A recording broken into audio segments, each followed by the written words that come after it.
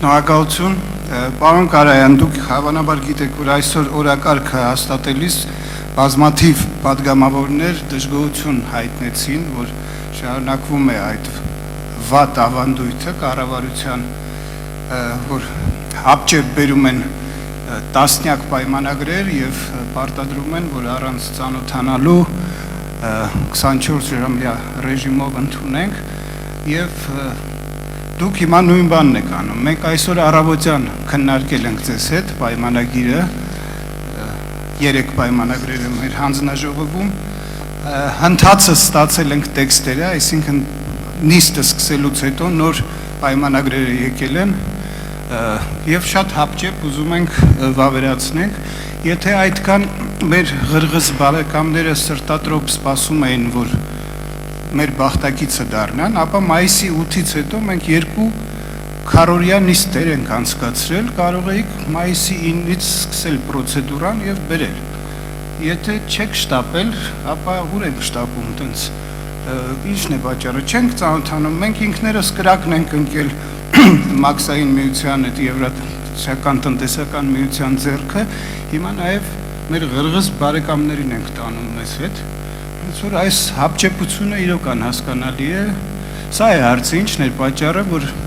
քառօրյաների ընթացքում չեք փորձել բերել, նորմալ պրոցեդուրայով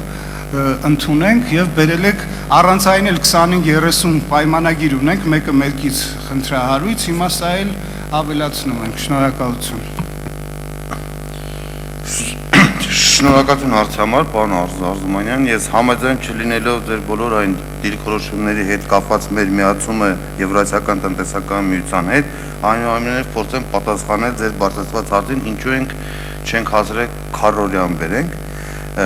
Նախ խնդիրը կանում են անում, որ այս համաձայնագիրը, այս 3 արձանագրությունները, որ այսօր ներկայացված է ազգային ժողովի քննարկմանը, իրենք հանդիսանում են միջազգային պայմանագրեր եւ ստորագրումից հետո միջև ազգային ժողովի քննարկմանը ներկայացնելը պետք է անցնեն համապատասխան ընթացակարգեր, այդ թվում նաեւ պետք է քննարկվեր սահմանադրական դատարանում Հայաստանի Հանրապետության Սահմանադրության համապատասխանության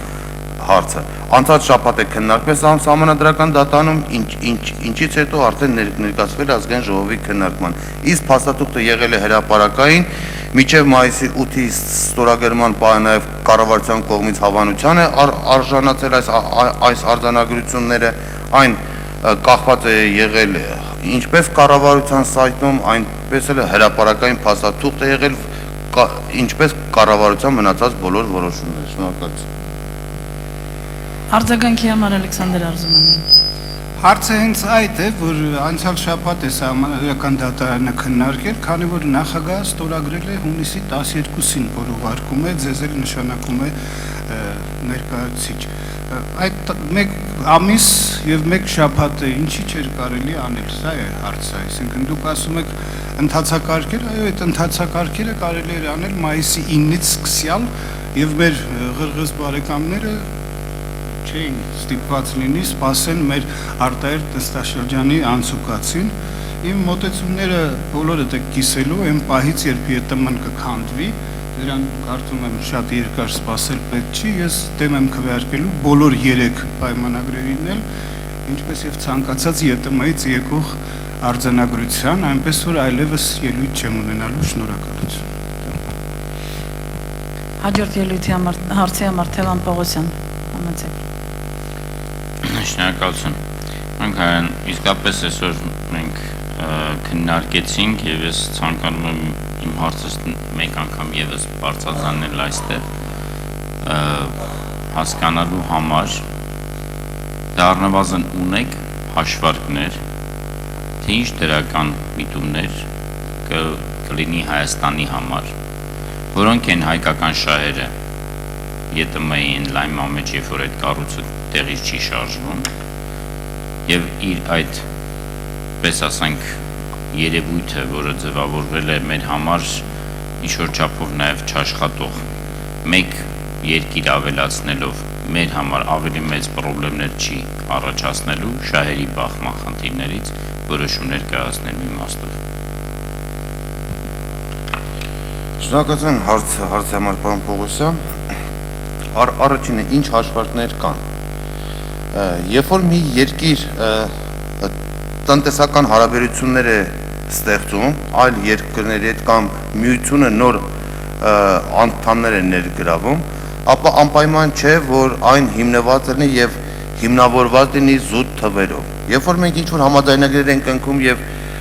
դա կլինի ազատ առևտրի համաձայնագիր, դա կլինի ցանկացած մաքսային միության կամ ցանկացած տնտեսական միության, ապա մենք պետք է առաջինը նայենք, թե ինչ հնարավորություններ է ստեղծվում։ Միշտ չի, որ այդ հնարավորությունները կարելի է կամ հնարավոր է, որպեսզի դա գնահատվի հենց թվային արդյունքներով։ Այս համաձայնագրով Հայաստանի Հանրապետությունը որից է այլ պարտավորություն լրացուցիչ չի կրելու, որից է ֆինանսական պարտավորության խնդիր Հայաստանի Հանրապետության համար ի հայտ չի գալու, այլ ստեղծվելու է բազմաթիվ, կարելի է ասել, դրական միտումներ եւ հնարավորություններ, որի պարագայում եթե մեր որոշակի ճյուղի գործարար ներկայացուցիչներ կարողանան օգտվել, ապա Հայաստանը կունենա դրական արդյունքներ։ Մասնավորապես խոսքս նշեմ, որ Կիրգիզիայի Ղրղստանի միանալուց հետո մեր ոսկերչության ոլորտի համար շատ մեծ շուկա է ստեղծվում եւ լրացուցիչ հնարավորություն, որպեսզի իրանք կարողանան որևիցե առանց այլ խոչընդոտների մտնել Ղրղստանի շուկա եւ իրենց արտադրանքը իրացնել այդ շուկաներում։ Ինչ վերաբերում է երկրորդ հարցին, ապա դեռ երկրորդ հարցը ամբողջովին հենված էր այն համոզմունքի վրա, որ Եվրոասիական տնտեսական միությունը լավը չէ եւ դրանից է բխում հարցը, չհամաձայնվելով ձեզ հետ, այսինքն անիմաստ է դառնում, որպեսզի ես պատասխանեմ այդ հարցին։ Շնորհակալություն։ Արձագանքի համար Թևան Պողոսյան։ Շնորհակալություն։ Դեք մի հատ հետաքրքիր երևույթ է, ասում եք տնտեսական միությունն է, բայց եկեք թվերից չխոսենք։ Լավ, պարտավորություններ չենք վերցնում, բայց ոնց հասկանանք մեր շահերը ոնց ենք առաջ տանելու։ Այդ ամենից ընդհանրապես ես իմ համար եզրակացություն եմ անում, որ խոսքը գնում ոչ թե տնտեսական շահավետության եւ մեր շահերի, այլ ուղղակի քաղաքական ինչ-որ պարտադրանքի երևույթ։ Դրա համար բնականաբար իսկապես իմաստ չեմ գտնում որևէ անգամ նորից ելույթ ունենալու, ուղղակի դեմ եմ քվեարկելու, իսկ ինքներդ մի անգամ եւս ապացուցեցիք, որ ԵՏՄ-ն ավելի շատ քաղաքական բաղադրիչով է պայմանավորված, այլ ոչ թե տնտեսական, որևէ տնտեսական խնդիր այնտեղ չէր լուծում։ Շնորհակալություն։ Ես չեմ կարող ձեզ հետ համաձայնվել, հատկապես այն պնդման առումով, որ դուք ներկայացնում եք, որ եթե տնտեսական շատ թվով չի ներկայացվում, ապա դա նշանակում է, որ տնտեսական չէ, այլ քաղաքական է։ Նման բան երևի փորձեք թույլ տվեք ինձ ձեզ հետ չհամաձայնվել, որովհետև ցանկացած երկրի հետ, եթե մենք ընկենք օրինակի համար ազատ առևտրի համաձայնագիր եւ հարց բարձրացնենք, թե թվային առումով մենք ինչ շահ կստանանք եւ միարժեքը պատասխանը կլինի, որ դեռ շուկաները չբացված չի կարելի թվային հաշվարկներ ներկայացնել, ապա դա կստացվի, որ դա քաղաքական է։ Ես չեմ համաձայնում այդ մտքից, շնորհակալություն։